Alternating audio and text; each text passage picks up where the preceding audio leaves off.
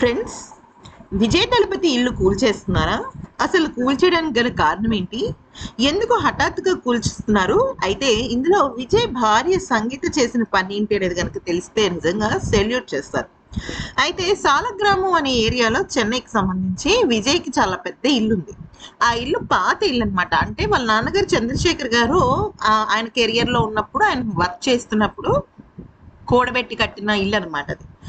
ఆ ఇల్లు అంటే చాలా సెంటిమెంట్.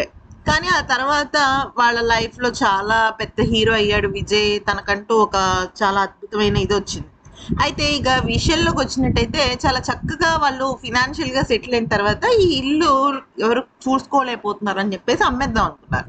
కానీ ఈ నేపథ్యంలో సంగీత గారు ఒక అద్భుతమైన ఐడియా ఇచ్చారు. అదేంటంటే ఇప్పుడున్న ఇంటిని పూర్తిగా కూల్చివేసేసి ఇప్పుడు ఆ ఆ ఇంటి ప్లేస్ లో ఒక పెద్ద ఆఫీస్ లాగా కట్టి, అంటే టీవీపీ పార్టీ ఆఫీస్ అనమాట. పార్టీ ఆఫీస్ అంటే డైరెక్ట్ పార్టీ ఆఫీస్ కాదు, ఒక వాలంటీర్ ఆఫీస్ లాగా.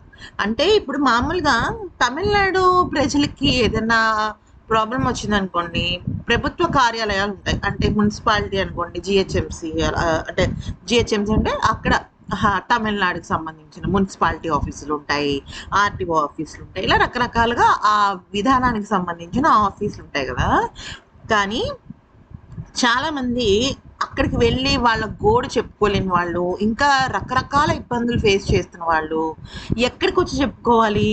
సో అక్కడ ఎవరుంటారంటే, ఇప్పుడు పాత అంటే విజయ్ పాత ఇంట్లో ఉన్న వాళ్ళు ఎవరుంటారంటే, అక్కడ పార్టీ కార్యకర్తలు, కొంతమంది వాలంటీర్స్, అంటే పార్టీ కోసం ఎటువంటి పోస్ట్ ఎక్స్పెక్ట్ చేయకుండా స్వచ్ఛందంగా పనిచేయడం కోసం ఉంటారనమాట.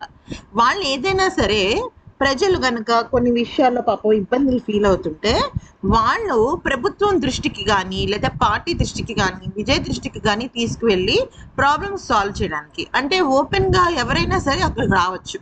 ప్లస్ అక్కడ కొన్ని రకాల కార్యక్రమాలు పార్టీ తరఫున ఏదైనా సరే చేసుకోవడానికి కూడా బాగుంటుందని చెప్పేసి సంగీత్ గారు సజెస్ట్ చేస్తే, ఈ ఐడియా విజయ్కే కాకుండా విజయ్ వాళ్ళ తల్లిదండ్రులకి కూడా చాలా బాగా నచ్చింది అనమాట. సో ఈ విషయం విన్న తమిళనాడు ప్రజలందరూ కూడా వాట్ ఏ వైఫ్, భార్య భర్తకు తగ్గట్టుగానే ఉంది అంటూ అందరూ కూడా కామెంట్స్ పెడుతున్నారు. ఈ వీడియో కనుక నచ్చితే లైక్ చేసి సబ్స్క్రైబ్ చేసుకోండి.